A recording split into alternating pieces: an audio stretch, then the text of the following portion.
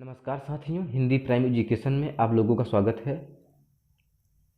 जैसा कि हम लोग संज्ञा से अव्यय तक के बारे में पढ़ रहे थे, आज का हमारा उसी का अगला टॉपिक है लिंग यानी जेंडर। चलिए हम जेंडर के बारे में बातें करते हैं।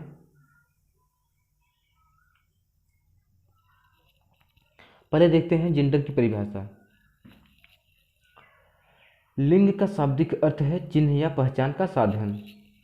शब्द के जिस रूप में यह पता चले कि वह पुरुष जाति का है या स्त्री जाति का, उसे व्याकरण में लिंग कहते हैं। पहला पॉइंट देखते हैं। हिंदी में दो लिंग होते हैं, पुल्लिंग और स्त्रीलिंग।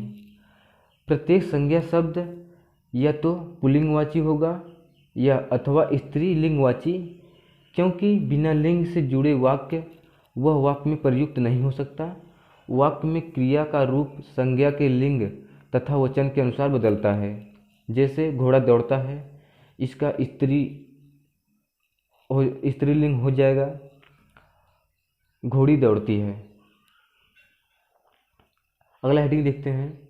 हिंदी में लिंग निर्धारण। इसके लिए निम्न आधार ग्रहण किए जाते हैं। पहला पॉइंट है रूप के आधार पर, दूसरा है प्रयोग के आधार पर और तीसरा अर्थ के आधार पर।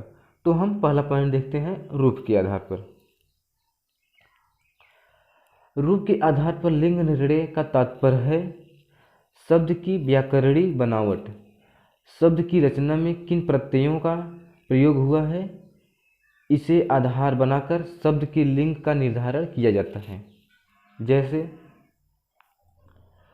पुल्लिंग शब्द देखिए, अकारांत आकारांत शब्द का पुल्लिंग होते हैं।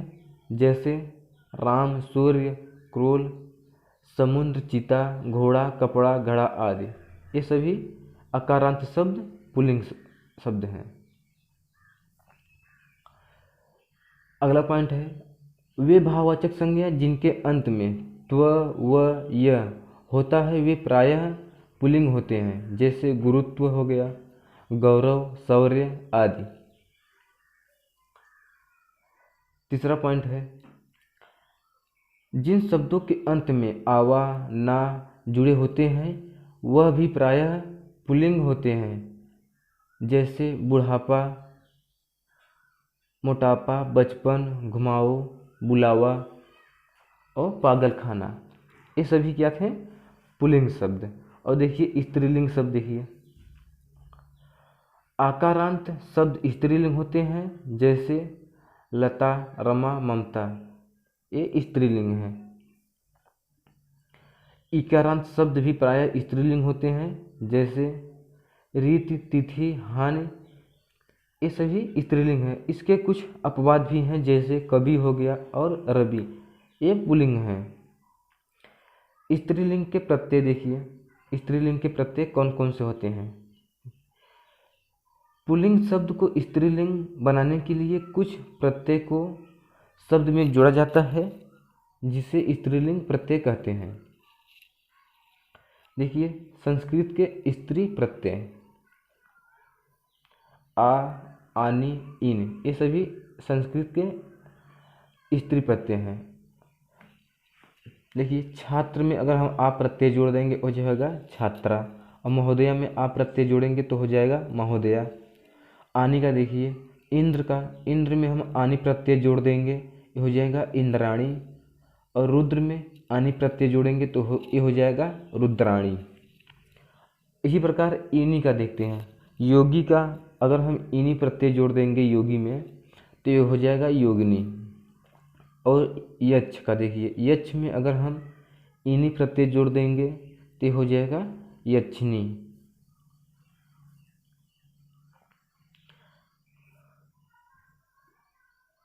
और देखिए संस्कृत के स्त्री प्रत्यय देखिए ती हो गया, अगर ती का हम श्रीमान में ती प्रत्यय जोड़ देंगे तो हो जाएगा श्रीमती। ई का देखते हैं, ई का कुमार, कुमार में अगर हम ई प्रत्यय जोड़ देंगे ये हो जाएगा कुमारी। और त्री का देखिए पुत्र, पुत्र में अगर हम ई त्री प्रत्यय जोड़ देंगे ये हो जाएगा पुत्री। अभिनेता देखिए अभिनेता में त्रि प्रत्यय जोड़ देंगे, हो जाएगा अभिनेत्री, और नेता में भी नेत्री हो जाएगा। अगला देखते हैं नी का, पति। पति में अगर हम नी प्रत्यय जोड़ देंगे ये हो जाएगा पत्नी, और शेर में जोड़ देंगे नी प्रत्यय ये हो जाएगा शेरनी। इस प्रकार हम प्रत्यय को जोड़कर नए शब्द का।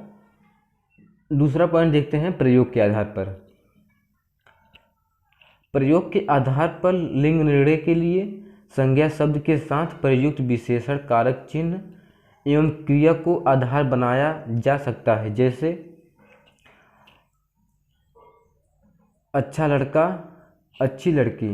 लड़का यहाँ पुल्लिंग शब्द है और लड़की स्त्रीलिंग शब्द है। दूसरा देखते हैं राम की पुस्तक, राम का चाकू। पुस्तक यहाँ पर स्त्रीलिंग है और चाकू पुल्लिंग शब्द है। तीसरा हेडिंग देखते हैं अर्थ के आधार पर। कुछ शब्द अर्थ की दृष्टि से समान होते हुए भी लिंग की दृष्टि से भिन्न होते हैं, उनका उचित एवं समय पर प्रयोग करना चाहिए। जैसे देखते हैं पुल्लिंग और स्त्रीलिंग। कवि हो गया, कवि क्या है, एक पुल्लिंग है और महान पुल्लिंग है, और लेखक भी पुल्लिंग है। इसका हम कवि का स्त्रीलिंग करेंगे तो हो जाएगा कवित्री, और महान का स्त्रीलिंग करेंगे इसका हो जाएगा महती, और लेखक का स्त्रीलिंग लेखिका। शब्दों का सही प्रयोग करने पर ही शुद्ध वाक्य बनता है। जैसे आपकी महान कृपा होगी, यह अशुद्ध वाक्य है। अशुद्ध वाक्य हो जाएगा आपकी महती कृपा होगी, यह शुद्ध वाक्य है। दूसरा देखते हैं एक विद्वान लेखिका है, यह अशुद्ध वाक्य है, और शुद्ध वाक्य हो जाएगा एक विदुषी लेखिका है। अगला हेडिंग है वचन। ये हम अगले वीडियो में बताएंगे दोस्तों। तब तक हमारे चैनल को आप लोग देखते रहें, और जो लोग हमारे चैनल पे भी नए हैं वो लोग हमारे चैनल को सब्सक्राइब कर लें और बेल आइकन को दबाना ना भूलें।